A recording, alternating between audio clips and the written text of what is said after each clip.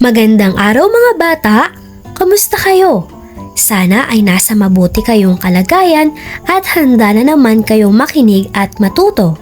Bago tayo pumunta sa ating bagong paksa, balikan muna natin ng kaunti ang ating napag-aralan kahapon.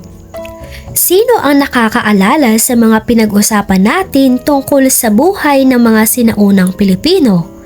Mahusay! Ang napag-usapan natin ay patungkol sa sinaunang pananamit ng mga sinaunang Pilipino. Ngayon, isipin ninyo ito.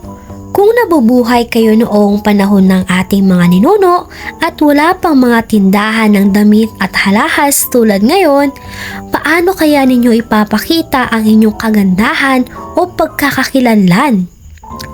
May magsusuot kaya ng kwintas, ng singsing at hikaw? Tama! Kahit noong sinaunang panahon, mahilig na rin ang mga Pilipino sa mga bagay na ginagamit bilang palamuti sa katawan.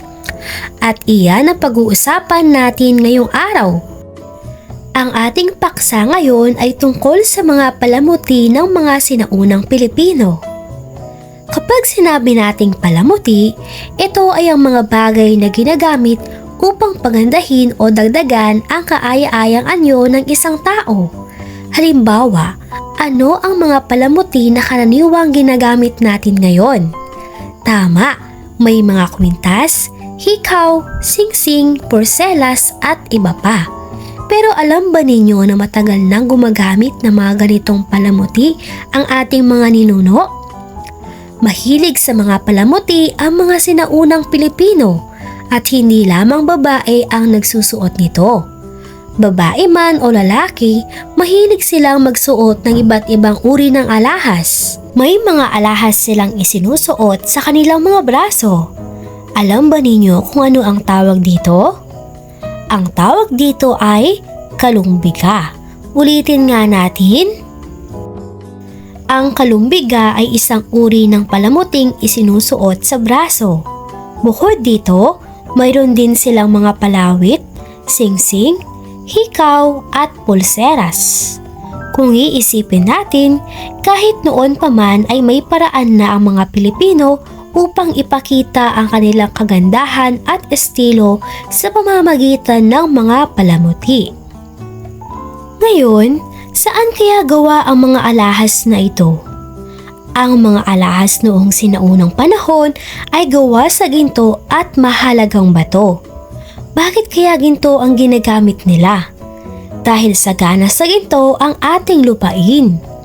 Ibig sabihin, mayaman ng ating bansa sa yamang mineral na ginto. At alam ba ninyo na hindi lamang sa lieg, kamay, tainga o braso ginagamit ang ginto? Ginagamit din ng ating mga ninuno ang ginto bilang palamuti sa kanilang ngipin. Nakakagulat, hindi ba? Kaya makikita natin ang malikhain ng ating mga ninuno sa paggamit ng mga likas na yaman na matatagpuan sa kanilang paligid. Pero hindi lamang alahas ang ginagamit ng mga sinaunang Pilipino bilang palamuti. Mayroon din silang isang sining na tinatawag na pagtatatu o tattooing. May nakikita ba kayong mga taong may tattoo? Sa panahon ngayon, ang tattoo ay maaaring gawin bilang personal na disenyo o paraan ng pagpapahayag ng sarili. Pero para sa mga sinaunang Pilipino, higit pa rito ang kahulugan ng tattoo. Ito ay may simbolismo at may kaugnayan sa kanilang buhay at kultura. Narinig na ba ninyo ang salitang pintados? Ang mga pintados ay tumutukoy sa mga taong may mga tattoo sa katawan, lalo na sa Kabisayaan. Sa mga grupo ng sinaunang Pilipino, sinasabing ang mga pintados ang pinakamadalas magsagawa ng pagtatattoo. Hindi lamang kalalakihan na nagpapatattoo. Ang mga babae rin ay nahuhumaling sa sining na ito. Ibig sabihin, ang pagtatattoo ay hindi lamang para sa mga lalaki. Ngayon, bakit kaya nagpapatattoo ang mga ating ninuno?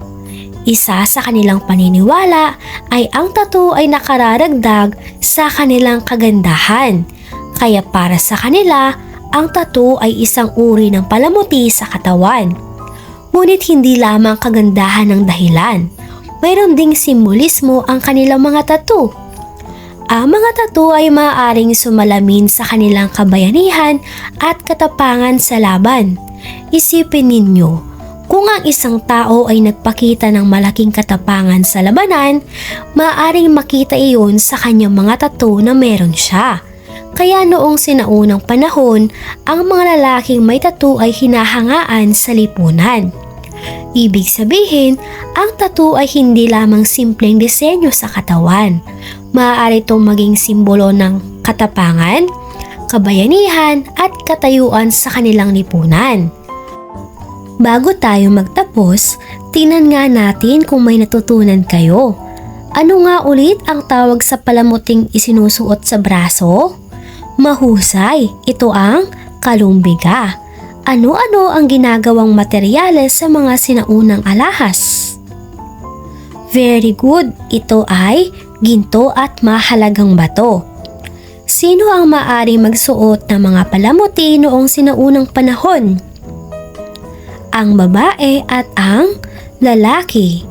Ano ang isa pang paraan ng pagpapaganda ng katawan ng ating mga ninuno bukod sa pagsusuot ng alahas? Mahusay, ang pagtatattoo. At sino ang kilala sa madalas na pagsasagawa ng pagtatattoo? Mahusay, sila ang mga pintados ng kabisayaan. At ano naman ang ipinapahiwatig ng mga tattoo bukod sa pagpapaganda? Ipinapakita nito ang kabayanihan at katapangan sa labanan. Magaling! Tandaan ninyo mga bata, ang mga palamuti ng ating mga ninuno ay hindi lamang tungkol sa pagpapaganda. Ipinapakita rin nito ang kanilang pagkamalikhain, kultura, paniniwala at paraan ng pagpapahayag ng kanilang sarili.